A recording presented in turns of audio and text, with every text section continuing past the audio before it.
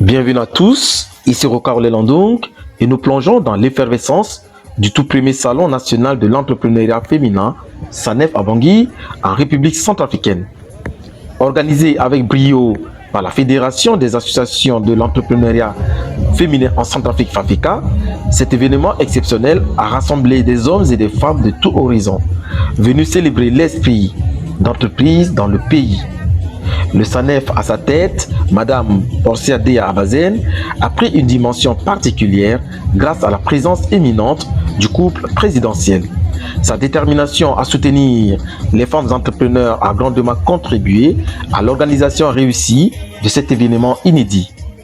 Explorons ensemble les différents stands dispersés ici au stade Omnisport, où une variété impressionnante d'entreprises dirigées par des femmes attire l'attention. Produits artisanaux, services innovants et projets sociaux illustrent la diversité florissante de l'entrepreneuriat féminin en Centrafrique. Madame Dea Abazen donne ses impressions. Je suis Madame Dea Abazen Portia, je suis la présidente de la Fédération des associations des femmes entrepreneurs de la République centrafricaine en abrégé FAFECA et la FAFECA. Nous avons lancé le SANEF, donc le Salon national d'entrepreneuriat féminin, la première édition. Pour une première impression, j'ai très sincèrement, avec mon cœur, le petit cœur d'enfant, si je l'ai encore, j'ai l'impression de rêver. C'est comme le disait Martin Luther King, que j'apprécie beaucoup, que j'aime beaucoup, que je suis. J'aime bien suivre son histoire qui m'impressionne. C'est le rêve, c'est un rêve qu'on a et on le voit se réaliser. Alors je vais paraphraser le père de la nation centrafricaine, le président de la République, qui est venu qui a honoré de sa présence et a ouvert le salon, qui est du 4-9, qui est, je cite, a dit, le SANEF constitue une vitrine exceptionnelle, un élément majeur pour la relance de l'économie centrafricaine.